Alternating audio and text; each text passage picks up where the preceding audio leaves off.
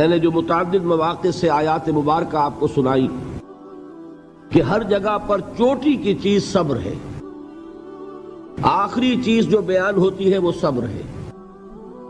سورۃ العصر میں آخری بات وَتَوَاصَوْا بِالصَّبْرِ یا ایھا الذین آمنوا استعینوا بالصبر والصلاۃ، اے ایمان والو مدد حاصل کرو صبر سے اور نماز سے۔ ان اللہ مع الصابرین، اللہ تعالیٰ صبر کرنے والوں کے ساتھ ہے۔ اور پھر آگے چل کر وبشر الصابرین الذین اذا اصابتهم مصیبۃ قالوا انا للہ وانا الیہ راجعون، اے نبی بشارت دیجئے، خوشخبری دیجئے ان صبر کرنے والوں کو کہ جن پر جب بھی کوئی تکلیف یا مصیبت نازل ہوتی ہے تو کہتے ہیں کہ ہم اللہ ہی کے ہیں اور اللہ ہی کی طرف ہمیں لوٹ جانا ہے۔ صبر کا مفہوم ہے اپنے آپ کو تھامنا، روکنا، برداشت کرنا، تحمل کرنا، اور جو بھی اپنا ایک طے شدہ مقصد ہے کسی بھی مخالفت سے بددل ہوئے بغیر، کسی بھی تکلیف یا مصیبت سے ہراساں ہوئے بغیر اس کی طرف پیش قدمی کیے چلے جانا۔ بڑی سخت سردی پڑ رہی ہے، فجر کا وقت ہے، گرم پانی کا اہتمام نہیں ہے، اب اس وقت فجر کی نماز کے لیے اٹھنا، ٹھنڈا پانی اگر ہے تو وضو تو کرنا ہوگا، اس ٹھنڈے پانی سے وضو کرنا، اس وقت لحاف سے نکلنا ہی بہت مشکل، ٹھنڈے پانی سے وضو کرنا اور مصیبت۔ یہ جب تک انسان میں صبر کا مادہ نہ ہوگا ممکن ہی نہیں۔ اس کو کہیں گے صبر علی الطاعہ، اطاعت پر صبر کرنا۔ ناگواری محسوس ہو رہی ہے لیکن اس ناگواری کو برداشت کرتے ہوئے انسان اللہ کے حکم کے اوپر جمع رہے، اللہ کے حکم پر عمل کرے۔ یہ کیا ہے؟ یہ صبر ہے۔ اگر یہ صبر نہیں ہے تو ظاہر بات ہے کہ انسان اللہ کے اس حکم پر عمل نہیں کر سکے گا۔ صبر کا مادہ نہیں ہوگا تو آپ کام نہیں کر سکیں گے۔ اور اسی کا ایک دوسرا رخ ہے، جب آپ دعوت حق کے لیے کھڑے ہوں گے پہلا قدم کیا آتا ہے؟ استہزاء، تمسخر، مذاق اڑانا، جس کی میں مثال اب دینا چاہتا ہوں محمد الرسول اللہ صلی اللہ علیہ وسلم کی شخصیت سے۔ دیکھیے ہم کیا اور ہماری بساط کیا، ہم کیا مبلغ ہوں گے، کیا داعی ہوں گے، ہمارے اپنے دامن پر داغ ہوتے ہیں، لیکن یہ کہ محمد الرسول اللہ کے دامن پر کوئی داغ تھا؟ ان کو تو سارے مکے والے الصادق الامین کہتے تھے، نہایت محبوب شخصیت تھے، ان کے لیے تو جا صادق، جا الامین، یہ الفاظ سننے میں آتے تھے، آنکھوں کا تارا۔ لیکن جب آپ نے دعوت اب شروع کی، اب قرآن مجید میں دیکھیے کسی نے کہا مجنون ہو گئے، دماغ خراب ہو گیا، پاگل ہو گئے، اجی شاعر ہیں، کچھ شعر جوڑ لیتے ہیں ہم پر دھوس جماتے ہیں۔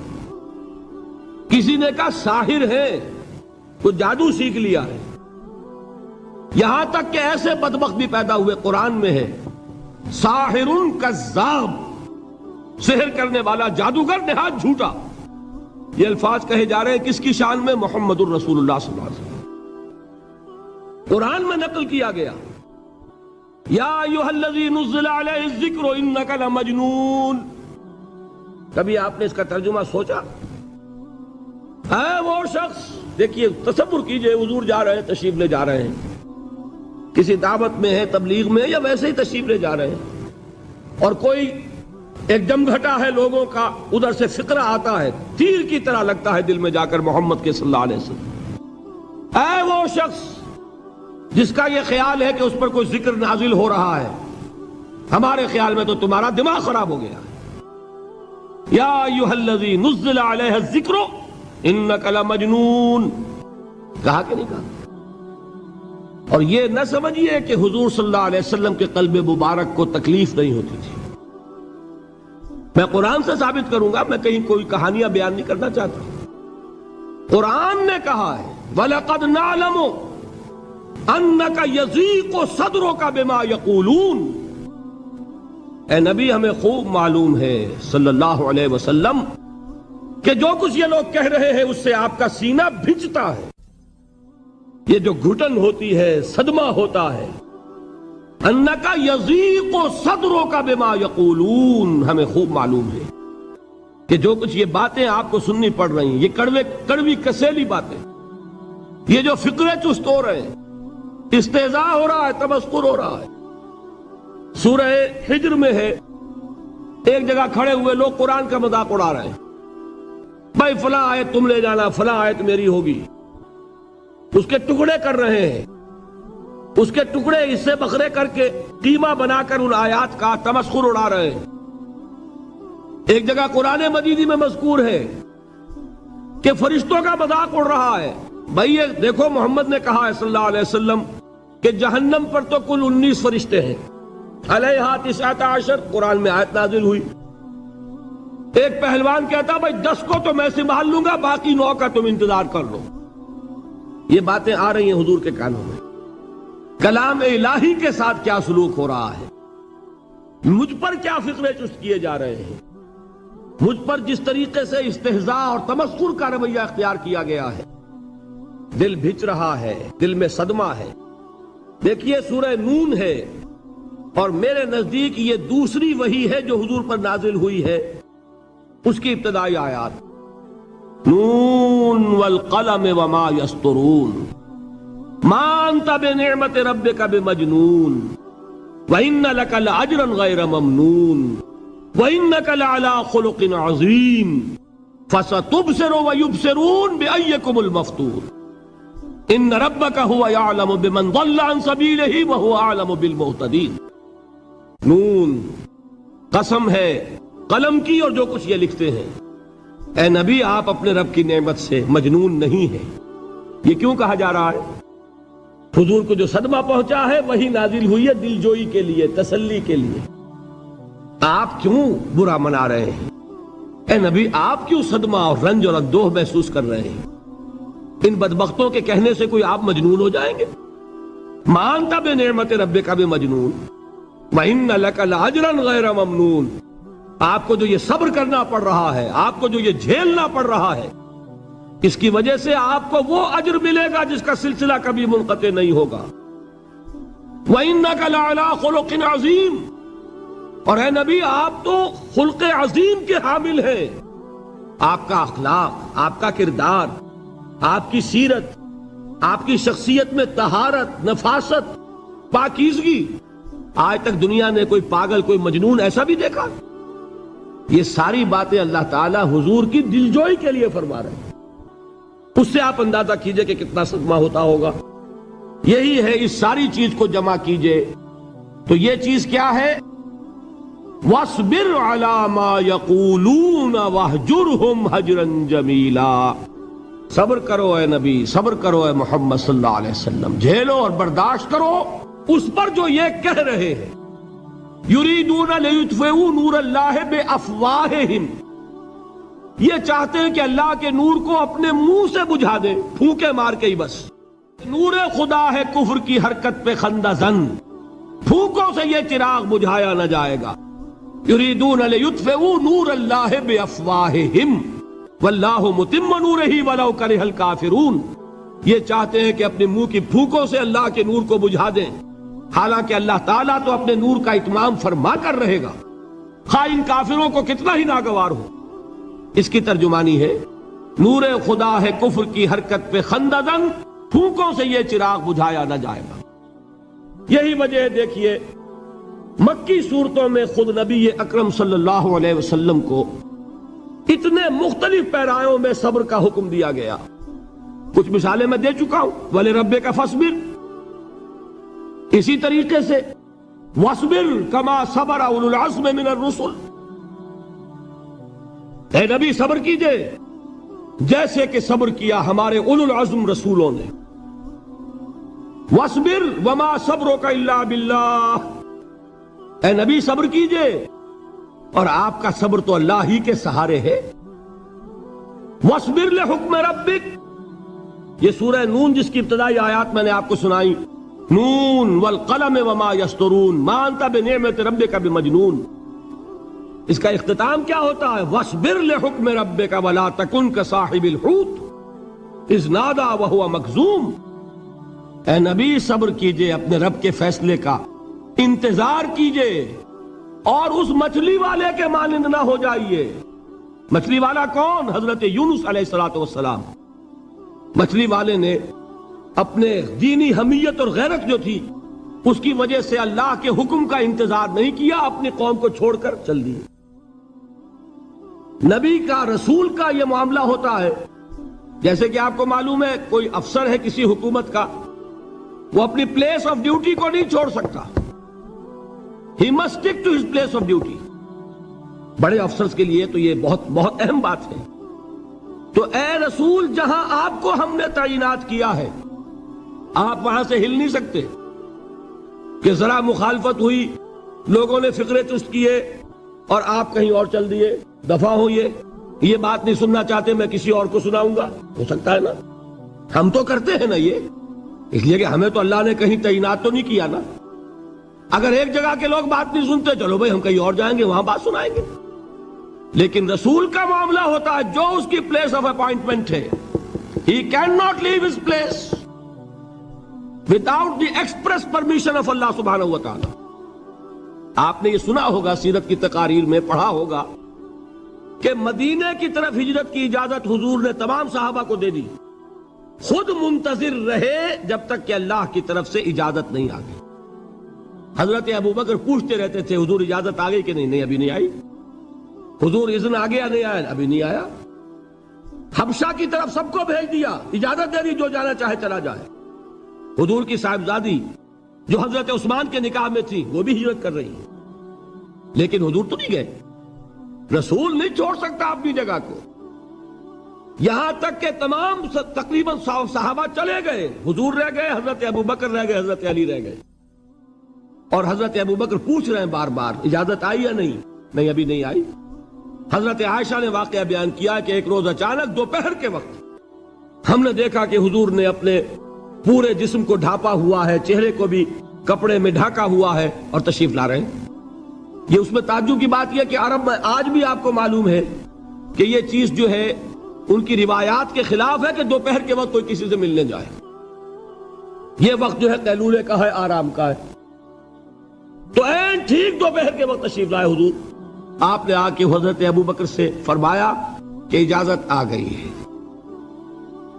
حضرت ابوبکر نے بہت خوش ہو کر ایک بات کہی، حضور میں نے 2 اونٹنیاں تیار کی ہوئی ہیں۔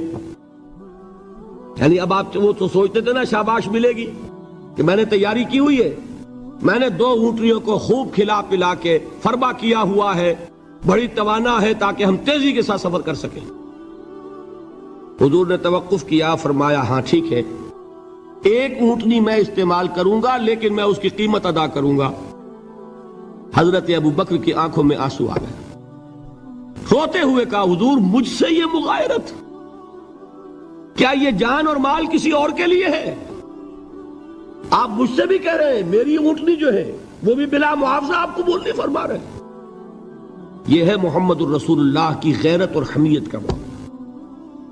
اب دیکھیے ایک بات عجیب ہے، یہ ربط اپنے ذہن میں رکھیے، اللہ تو صبر کی تلقین کر رہا ہے اپنے رسول کو، اور رسول یہی تلقین کر رہے ہیں اپنے صحابہ کو، صبر کرو، جھیلو، برداشت کرو، ہاتھ مت اٹھانا، کوئی جوابی کارروائی نہیں ہوگی، بلکہ اپنے اوپر جھیلو جو کچھ جھیلنا ہے، ڈٹے رہو، پیچھے مت ہٹنا، یہ صبر ہے، لیکن ہاتھ اٹھانے کی اجازت نہیں۔ چنانچہ اب ذرا چشم تصور سے دیکھیے، ابو جہل اس نے جو بدترین روش اختیار کی، وہ ایک خاندان تھا حضرت یاسر، ان کی اہلیہ حضرت سمیہ اور ان کے فرزند حضرت عمار رضی اللہ تعالی عنہم۔ یہ غلام نہیں تھے، حضرت سمیہ تو کنیز تھیں لیکن یاسر غلام نہیں تھے۔ ان کی کہانی یہ ہے، واقعہ یہ ہے کہ یہ بہت نیک آدمی تھے۔ یاسر یمن کے باشندے، انہیں کو خواب میں بشارت ہوئی کہ نبی کا ظہور ہونے والا ہے مکے میں، جاؤ شاید ان کے قدموں تک پہنچ جاؤ۔ یہ یمن سے ترک وطن کر کے مکے آ گئے۔ ابو جہل کا ایک چچا تھا، بہت شریف النفس انسان، اس کے ساتھ معاہدہ کیا حلیف بن کر، اور وہ مکے میں رہنے لگے۔ اس لیے کہ یہ نوٹ کر لیجئے، مکہ اس وقت ایک قبیلے کا شہر تھا، صرف قریش۔ یا قرشی رہ سکتا تھا وہاں، یا قرشی کا حلیف، کہ اگر تو کسی قرشی نے آپ کو امان دی ہوئی ہے تو آپ رہ سکتے ہیں مکے میں، ورنہ نہیں۔ یا تیسرے قرشی کا غلام، غلام تو ملکیت ہی ہے اس کی، جیسے بھیڑ بکری ہے کسی قرشی کی، اسی طرح اس کے غلام ہے۔ یہ تین کیٹیگریز تھی انسانوں کی مکے میں۔ اسی کو نوٹ کیجئے کہ جو بیچارے غلام تھے وہ سب سے زیادہ ستائے گئے، اس لیے کہ غلاموں کے تو حقوق ہی کوئی نہیں تھے۔ بلال غلام تھے، ابو فقی غلام تھے، زنیرہ ایک کنیز تھی، ان کو جو ماریں پڑی ہیں اس کا آپ کو معلوم ہے۔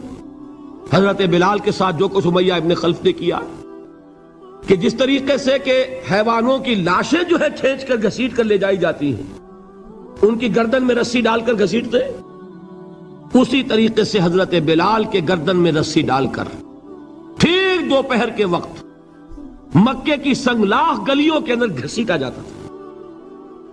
نیچے زمین جل رہی ہے توے کی طرح، اور ویسا بھی ہوتا تھا کہ چت لٹا دیا، اوپر سے وہ آگ مکے کا، کہ سورج جو ہے ذرا نوٹ کیجئے، آگ برسا رہا، نیچے زمین توے کی طرح جل رہی ہے، اور ایک بھاری سل بھی لا کر جو ہے سر پر رکھ دی، چھاتی پر رکھ دی گئی ہے کہ آواز نہیں نکل رہی، جھاگ نکل رہے منہ سے، لیکن اس حال میں بھی احد احد احد، ایک ایک اللہ، قل هو اللہ احد، الفاظ نکل رہے۔ یہ ہے وہ صبر، صبر علی الابتلاء، صبر علی الایذاء۔ یہ ابتلاء اور ایذاء پر صبر ہے، جھیلو برداشت کرو، اس توحید پر قائم رہو، محمد کی رسالت کے اقرار کرتے رہو صلی اللہ علیہ وسلم، لیکن ہاتھ نہیں اٹھانا۔ اب میں آپ کو بتا رہا تھا یہ تو غلام تھے، یہ جو تھے یاسر، یہ حلیف تھے، غلام تو نہیں تھے نا۔ البتہ وہ ابو جہل کے چچا کی کنیز تھی یہ سمیہ، انہوں نے اجازت لے کر ان سے نکاح کر لیا، یہ تو کنیز رہیں گی۔ بیٹا جو ہوا وہ بھی ایک طرح سے، جب کنیز زیادہ ہے تو غلام ہو گیا، عمار ابن یاسر۔ وہ جو شخص تھا بہت شریف النفس ابو جہل کا چچا، وہ مر گیا۔ اب ابو جہل جو ہے اس خاندان کا سربراہ ہے، لہذا یہ تینوں جو افراد ہیں وہ اس کے رحم و کرم پر ہیں۔ یاسر کو بھی پروٹیکشن اگر ہے تو ابو جہل کی ہے، ابو جہل جو چاہے کرے، اور سمیہ تو کنیز ہے ہی، اس کا تو کوئی حق ہے ہی نہیں، جو چاہے کرے، اور عمار ان دونوں کا بیٹا ہے، لہذا بدترین معاملہ کیا ابو جہل نے ان تین افراد کے ساتھ۔ حضرت سمیہ کے ساتھ جو کچھ کیا گیا ہے آپ اس کا تصور نہیں کر سکتے۔ بالآخر جو شہید کیا ہے حضرت سمیہ کو، ایذائیں دے دے کے، سسکا سسکا کے، ان کے جسم کے نازک حصوں کو جلا کے، داغ دے کر، کہتا کیا تھا، ایک دفعہ کہہ دو کہ میرا جو یہ بت ہے یہ بھی الہ ہے، مان لو میں چھوڑ دوں گا۔ تنگ آ گیا، کسی طریقے سے ایک دفعہ کہہ دو پھر میں چھوڑ دوں گا۔ لیکن یہ میاں بیوی حضرت یاسر اور حضرت سمیہ رضی اللہ تعالی عنہما، یہ ہے ثبات، یہ ہے صبر، یہ ہے استقلال، ایک مرتبہ بھی کہنے کے لیے تیار نہیں ہوئے، جو چاہو کر لو، اب ہم تو اس سے پیچھے نہیں ہٹیں گے۔ تنگ آ کر اس نے حضرت سمیہ کی تو شرمگاہ میں برچھا مارا اور شہید کیا۔ حضرت یاسر کے بارے میں ایک روایت یہ ہے، ستا ستا کے، تنگ کر کر کے، آخر کار جو ختم کیا، انہیں شہید کیا کس طرح، 4 سانڈ اونٹ جوان، ان سے رسے باندھے، ایک رسے سے ایک بازو باندھا، دوسرے سے دوسرا بازو باندھا، تیسرے سے ایک ٹانگ باندھی، چوتھے سے دوسری ٹانگ باندھی، اور چاروں کو دوڑایا ہے کہ جسم کے پرخچے ہو گئے۔ اس وقت سامنے سے حضور گزرتے تھے جبکہ آل یاسر کے ساتھ یہ معاملہ ہو رہا ہے، کیا فرماتے تھے، اسبروا یا آل یاسر فإن موعدکم الجنہ، اے یاسر کے گھر والوں صبر کرو، جھیلو، اس لیے کہ تمہارے وعدے کی جگہ جنت ہے۔ اللہ تعالیٰ ادھر آنکھ بند ہوگی، ادھر جنت میں تمہارا داخلہ ہو جائے گا۔ یہ ہے تواصوا بالصبر والعصر ان الانسان لفی خسر۔ یہ تواصوا بالصبر پر کون عمل کر رہا ہے؟ محمد الرسول اللہ صلی اللہ علیہ وسلم۔ دے تو بھی محمد کی صداقت کی گواہی۔ یہ صداقت کی گواہی دیتے ہوئے انہوں نے اپنی جانیں دے دی۔ 4 سے لے کر 12 تک 8 برس اس کو کہتے ہیں پرسیکیوشن، فزیکل پرسیکیوشن، تشدد، مار پیٹ، جلانا، دہتے ہوئے انگاروں پر لٹانا، فاقے رکھنا، بھوکے رکھنا، ان کو ڈال دی گئی زنجیریں، گھروں میں بند کر دیا گیا نوجوانوں کو۔ حضرت عثمان کو چچا نے ان کے ایک چٹائی کے اندر لپیٹا اور دھونی دے دی، دم گھٹ رہا ہے، جان نکل رہی ہے۔ حضرت مصعب بن عمیر رضی اللہ تعالی عنہ، وہ نوجوان 200 درہم کا جوڑا ان کا سل کر آتا تھا شام سے تیار ہو کر، لباس معطر ہوتا تھا، جدھر سے نکل گیا پوری گلی جو ہے وہ معطر ہو گئی، انگلیاں اٹھ رہی ہیں، وہ جا رہا ہے مصعب، یہ خوشبو اس کی ہے۔ اس مصعب کے ساتھ کیا سلوک کیا؟ باپ تو مر چکا تھا، ماں نے پالا تھا، دولت بہت چھوڑ کر گیا تھا باپ، لہذا ماں نے بڑے ناز و نام میں پالا، بڑے لاڈ پیار میں، 200 درہم کا جوڑا تیار ہو رہا ہے۔ لیکن یہ کہ آپ کو معلوم ہے عرب کے اس معاشرے میں عورت کی کوئی حیثیت نہیں تھی، ماں کا اختیار نہیں تھا، چچا تھا اب سربراہ خاندان کا۔ چچا نے کہا مصعب اگر تم نے اپنے باپ کا دین چھوڑ دیا ہے تو باپ کی دولت پر بھی تمہارا کوئی حق نہیں ہے، نکل جاؤ گھر سے۔ اس نے یہ سوچا تھا کہ مصعب کے ہوش ٹھکانے آ جائیں گے، دن میں تارے نظر آ جائیں گے، ناز و نام میں پلا ہوا گھر سے نکل کے جائے گا کہاں، یہ سارا نشہ جو ہے توحید کا یہ حیران ہو جائے گا۔ حضرت مصعب کا جواب بالکل برعکس تھا، اچھا ٹھیک ہے چچا جان، میں گھر چھوڑتا ہوں۔ وہی بات جو کبھی کہی تھی ابراہیم نے، باپ نے کیا کہا تھا؟ واجرنی ملیہ، جاؤ چلے جاؤ، دفع ہو جاؤ میری نگاہوں سے۔ حضرت ابراہیم نے کیا جواب دیا تھا؟ سلام علیک ساستغفر لک ربی انہ کان بی حفیہ۔ اچھا ابا جان آپ کا حکم یہی ہے تو میں چلتا ہوں، آپ پر سلامتی ہو، میرا رب مجھ پر بڑا مہربان ہے، میں اس سے آپ کے لیے استغفار کروں گا۔ چل دیے۔ یہی جو ہے حضرت ابراہیمی کی نسل ہے نا قریش۔ آج ابراہیم کے ایک بیٹے کے ساتھ وہی معاملہ ہو رہا ہے، مصعب کے ساتھ، اور مصعب چلنے کے لیے تیار ہو گئے۔ چچا نے سوچا، میں سمجھتا تھا کہ ہوش ٹھکانے آ جائیں گے، یہ تو تیار ہو گیا نکلنے کے لیے۔ غصے میں آ کے اگلی بات کہی، یہ کپڑے جو پہنے ہوئے تم نے یہ بھی اسی مشرک باپ کی کمائی کے ہیں، اتارو ان کو۔ وہیں کپڑے اتارے، مادر زاد برہنہ گھر سے نکالے گئے۔ ماں کے پاس پہنچے، ماں نے آنکھوں پر ہاتھ رکھے، مصعب کیا ہوا؟ ماں سے کہتے ہیں کہ ماں میں موحد ہو گیا، اور وہاں سے گئے، پھر حضور کی خدمت میں کپڑے کہیں سے مانگے ہوں گے۔ یہ مصعب ہیں 200 درہم کا جوڑا پہننے والے۔ جب حضور پر مدینے کے 12 افراد ایمان لائے تھے، بیعت عقبہ اولیٰ ہوئی، انہوں نے کہا کہ حضور ہمیں کوئی شخص اپنا ایسا شاگرد دیجئے جو ہمیں قرآن پڑھا سکے۔ حضور نے حکم دیا مصعب جاؤ، اب مدینے جاؤ، یثرب جاؤ، یثرب والوں کو قرآن پڑھاؤ، انہیں تبلیغ کرو۔ مصعب گئے ہیں وہاں، 1 سال کی کمائی 75 افراد لا کر حضور کے جھولی میں اگلے سال ڈال دیے کہ حضور یہ میری 1 سال کی کمائی ہے، 72 مرد 3 عورتیں۔ بہرحال وہ مصعب بن عمیر ہیں جو غزوہ احد میں شہید ہوئے، اور جب شہید ہوئے تو ان کے جسم پر صرف ایک چادر تھی۔ یہی چیزیں ہیں اصل میں کہ جو ہمارے دلوں کو منور کرنے والی ہیں نور ایمان سے۔ وہ علم بردار تھے غزوہ احد میں، جھنڈا مسلمانوں کا ان کے پاس تھا۔ ایک ہاتھ پر ایک شانے پر وار پڑا، ہاتھ کٹ گیا، دوسرے سے تھاما، دوسرے پہ کٹ گیا، اب دونوں حصوں کے بچے ہوئے ٹکڑوں سے جھنڈے کو تھاما، گرنے نہیں دیا، یہاں تک کہ شہید ہو گئے۔ گرے ہیں تو جھنڈا گرا ہے۔ شکل میں حضور سے بہت مشابہ تھے، خبر اڑ گئی کہ محمد شہید ہو گئے صلی اللہ علیہ وسلم۔ یہ مصعب بن عمیر کا واقعہ ہے۔ جب ان کو اب دفن کرنے کا وقت آیا، اور شہید کے لیے کفن جو ہے اس کا وہی لباس ہوتا ہے جو شہادت کے وقت ہو، حضور کے سامنے ایک پرابلم پیش کیا گیا۔ حضور مصعب کے جسم پر تو ایک چادر تھی، اور وہ چادر بھی اتنی چھوٹی ہے یعنی 2 گز کی چادر بھی نہیں ہے، اس سے اگر سر ڈھانپتے ہیں مصحف کا تو پیر کھل جاتے ہیں، پیر ڈھانپتے ہیں تو سر کھلتا ہے، کیا کریں؟ حضور نے فرمایا سر ڈھانپ دو چادر سے اور پیروں پر گھاس ڈال دو۔ یہ آخری لباس ہے جو محمد کے اس دیوانے کو اس دنیا سے رخصت ہوتے ہوئے ملا ہے، جس کا 200 درہم کا جوڑا سلتا تھا۔ یہ ہے صبر۔ برداشت کیا کہ نہیں کیا؟ یہ خباب بن الارت پیشے کے لحاظ سے لوہار تھے۔ سوچئے ایک زندہ انسان کو دہتے ہوئے انگاروں پر لٹایا جا رہا ہے، ان انگاروں سے کھال جلی، کمر کی چربی پگھلی، اس پگھلنے والی چربی سے وہ انگارے ٹھنڈے پڑے۔ یہ سب کچھ جھیل رہا ایک شخص۔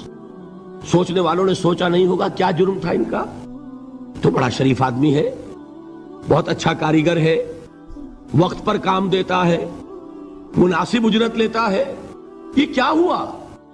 یہ کوئی جرم نہیں، جرم صرف ایک ہے، ایک اللہ کو مانتا ہے اور محمد کے دامن سے وابستہ ہے صلی اللہ علیہ وسلم۔ فاستعینوا بالصبر والصلاۃ، مدد حاصل کرو کس سے؟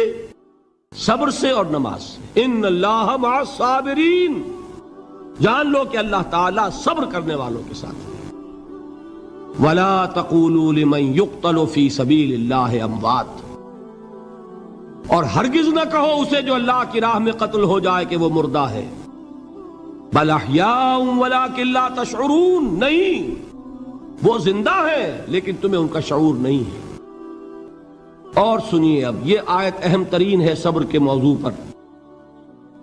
وَلَنَبْلُوَنَّكُمْ بِشَيْءٍ مِّنَ الْخَوْفِ وَالْجُوعِ وَنَقْصٍ مِّنَ الْأَمْوَالِ وَالْأَنفُسِ وَالثَّمَرَاتِ وَبَشِّرِ الصَّابِرِينَ، اور دیکھو ہم تمہیں آزمائیں گے۔ وَلَنَبْلُوَنَّكُمْ، ہم لازماً آزمائیں گے تمہیں، بِشَيْءٍ مِّنَ الْخَوْفِ، خوف کی کیفیت طاری کر کے، والجوع، بھوک، فقر اور فاقہ، ونقص من الاموال، مالی نقصان، والانفس، جانی نقصان، والثمرات، اور ثمرات، پھلوں اور میووں کا نقصان۔ میرے نزدیک یہاں پر ثمرات کا مفہوم ایک اور بھی ہے۔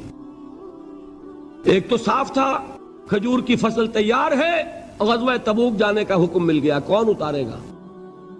اور کھجور وقت پر اتری نہیں، برباد ہو جائے گی۔ یہ ہو رہا ہے نا میووں کا نقصان۔ اور میرے نزدیک یہاں یہ بھی ہے، بسا اوقات بہت سی محنتوں کا نتیجہ انسان دیکھتا ہے کہ ضائع چلا گیا، میں نے 10 سال محنت کی، حاصل کوئی نہیں نکلا۔ یہ ثمرات کیا ہے؟ محنتیں، محنتوں کے ثمرات کا ضیاع۔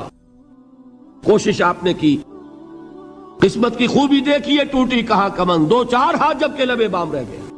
Be prepared. ایک شاعر کے یہ اشعار ہیں،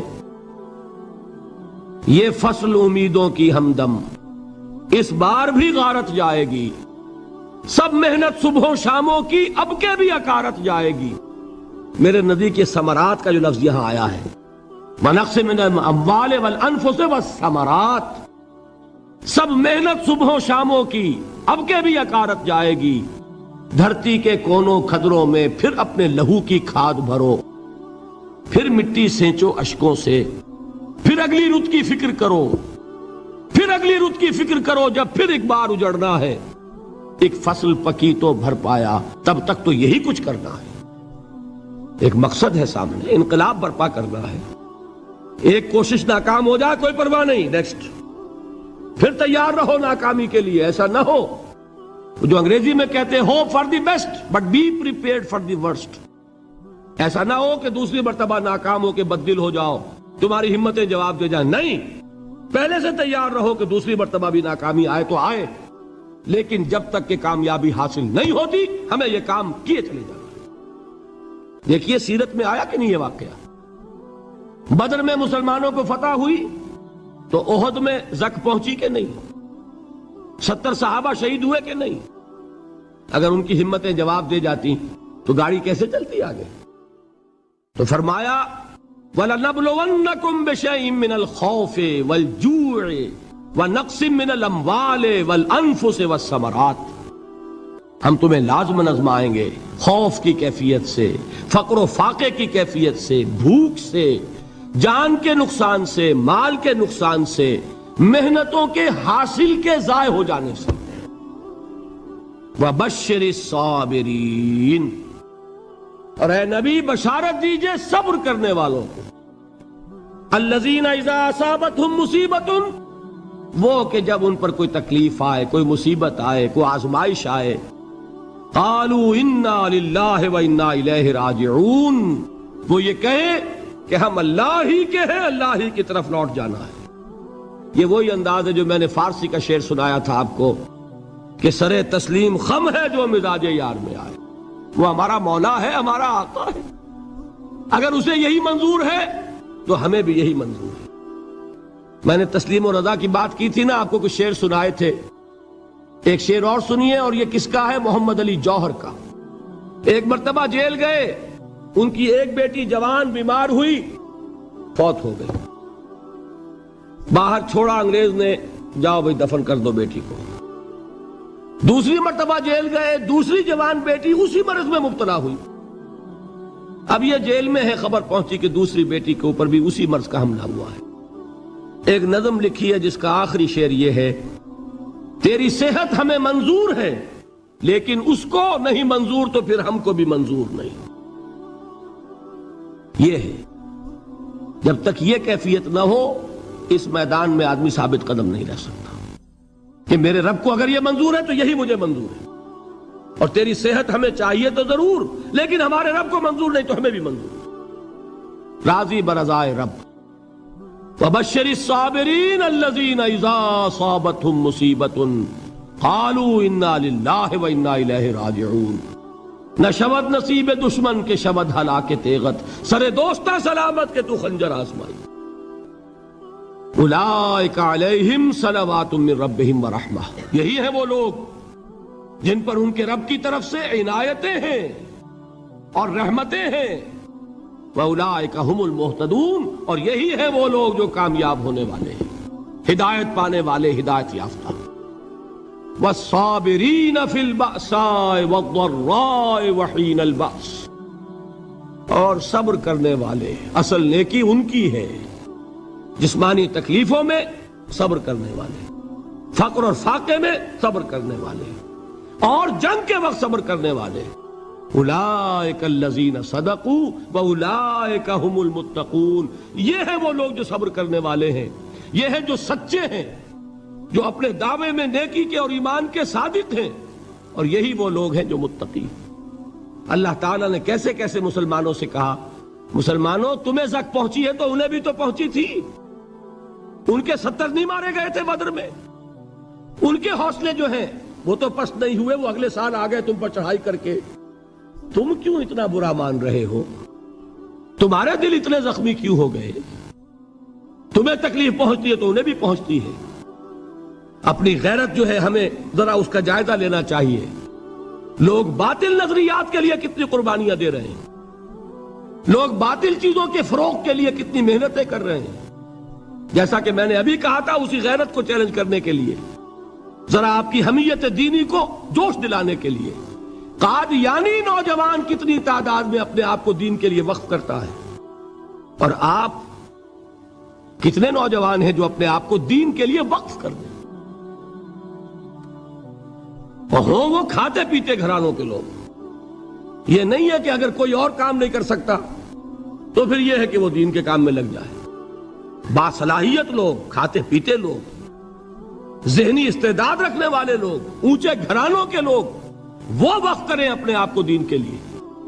اس کے بغیر کیسے بہار آ جائے گی، کیسے رونق آ جائے گی؟ تو دنیا میں باطل نظریات والے جو ہیں، یہ بات کہی گئی ہے، مسلمانوں تم اگر توحید کے لیے لڑ رہے ہو، دیکھتے نہیں ابو جہل کو، اس نے گردن کٹوائی ہے شرک کے لیے، شرک کے لیے گردن کٹوائے، اور تم توحید کے لیے گردن کٹوانے کو تیار نہ ہو۔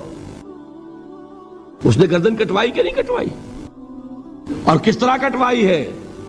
کیونکہ بڑا متکبر قسم کا، فرعون قسم کا شخص تھا، جب گردن کاٹنے لگے تو کہتا ہے ذرا نیچے سے کاٹنا تاکہ جب تم نیزے کے اوپر چڑھاؤ میرے سر کو تو اونچا نظر آئے، معلوم ہو سردار کا سر ہے۔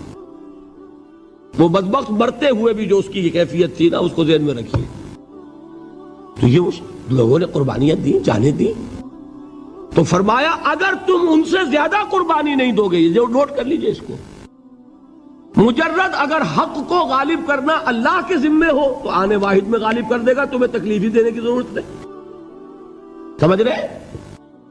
کیا اللہ کے مقابلے میں کوئی باطل کی طاقت ٹھہر سکتی ہے؟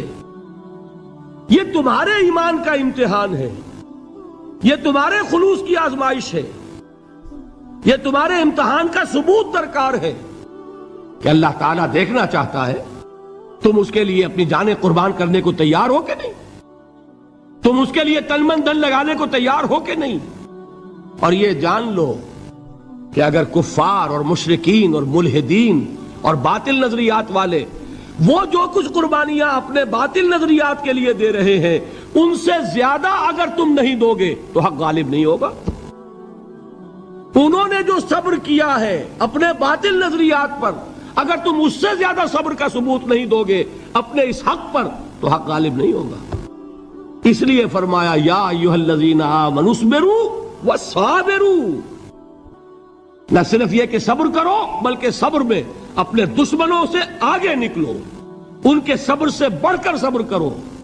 وَرَابِطُوا، مرابطہ کہتے ہیں چوکس رہنا، ہوشیار، پہرا دو، ایسا نہ ہو کہ دشمن جو ہے غفلت میں تمہارے اوپر کوئی حملہ جو ہے کر بیٹھے۔ وَاتَّقُوا اللَّهَ، اور اللہ کا تقوی اختیار کرو، لعلکم تفلحون، تاکہ تم فلاح پاؤ۔ یہ ہے حضرات تواصوا بالصبر۔ میں نے عرض کیا تھا ہر جگہ پر آپ کو چوٹی کی بات صبر ملے گا۔ آیت الکرسی، آیت البر جو میں نے آپ کو سنائی آخر میں، والصابرین فی الباساء والضراء وحین الباس، حامیم السجدہ، وما یلقاها الا الذین صبروا وما یلقاها الا ذو حظ عظیم۔